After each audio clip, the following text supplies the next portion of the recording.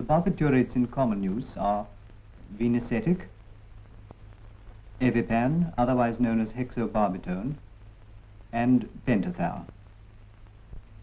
Pentothal is in many ways the most efficient and forms the subject of this demonstration.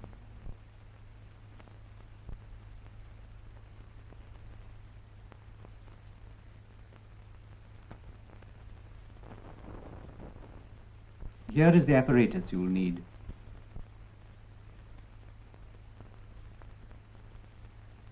Sterile 10 cubic centimeter syringes and 20 cubic centimeter syringes with eccentric nozzles. A wide-bore needle or cannula for mixing the solution. A hypodermic needle for the actual injection. Ether or sterile water in a bowl for rinsing the syringes. Sterile gauze swabs. A holder for the ampoules. Ampoule files. An artificial airway. 1/4-inch adhesive tape for fixing the syringe to the forearm, or this rubber device for the same purpose. There should also be a cylinder of oxygen, or better, an anesthetic machine if it's available. In the theatre, there must be an armrest, rubber pad, and wrist strap for securing the patient's arm during the operation.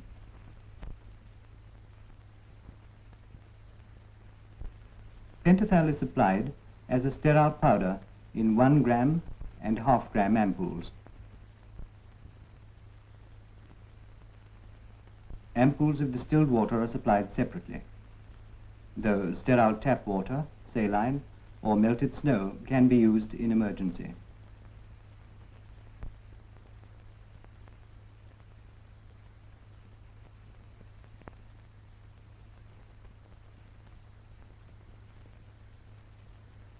Break off the tops of the ampoules before washing your hands and making up the solution.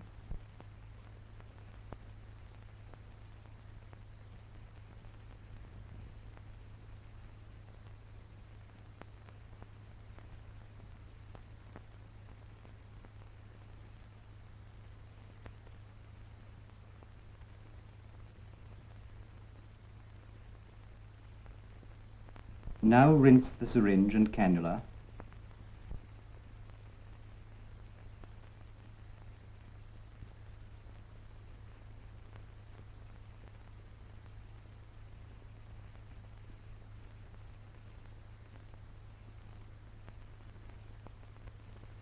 Draw up the distilled water.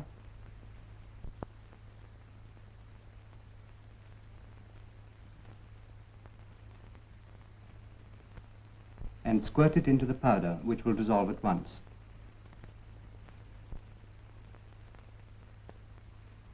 Fill the syringe with the solution, which should be straw-colored and quite clear.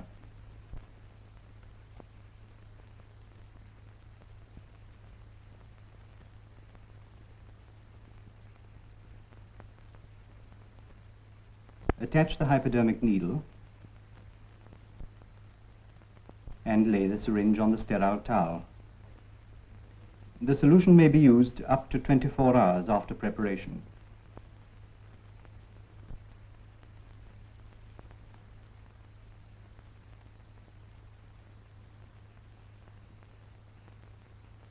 First, inspect the patient's veins. If they're deeply embedded in fat, they can be made more obvious by hot fomentations applied for half an hour before the operation. You will find, usually, that manual compression is sufficient to distend the veins. If a tourniquet is used, it should be of soft rubber and tied gently over some material, conveniently the patient's sleeve.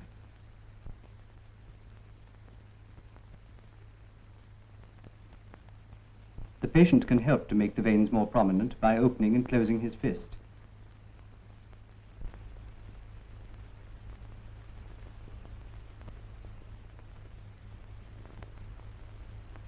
The best vein to choose is one which will enable the syringe to lie comfortably on his forearm. Either of these two would do, but not this one. Alternatively, you can often find a suitable vein on the front of the wrist or on the back of the hand.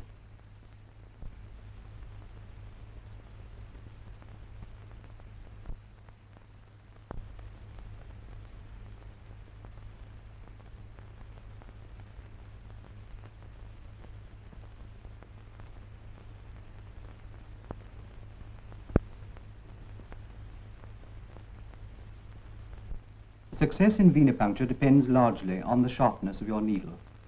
This should be a number 17 with the bevel cut at 30 degrees. This needle has a slight hook, so you should touch up the point with a sterile hone.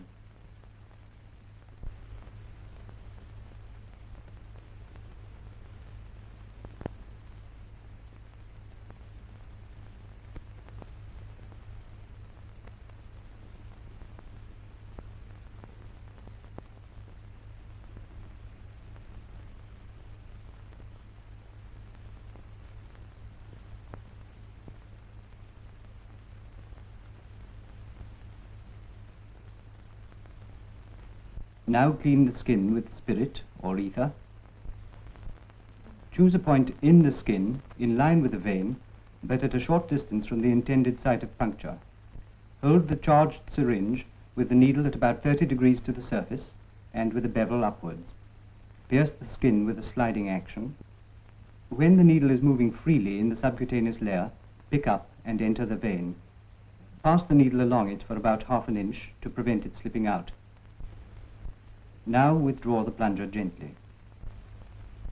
If the needle is in the vein, blood will be aspirated into the syringe.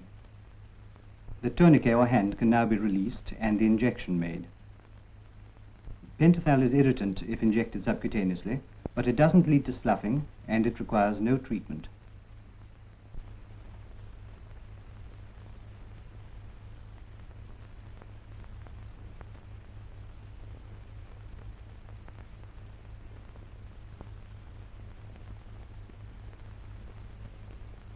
The puncture must be done smoothly. Any jerking or stabbing movement is likely to result in transfixion of the vein.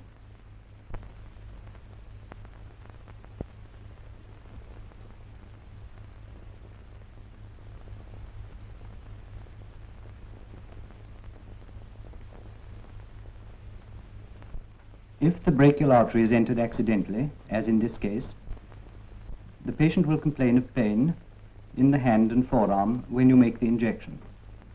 Withdraw the needle immediately and make a fresh puncture at another site.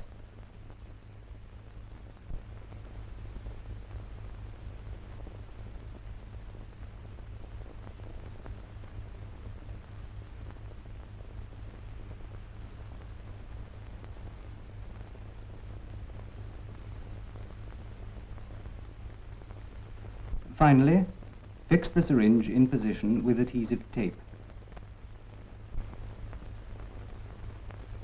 The eccentric nozzle allows the syringe to rest closely on the forearm without the needle distorting the vein. You must be careful that the patient doesn't bend his arm, or the needle may break off in the vein. Some competent person must be in charge of the arm until it's fixed in position.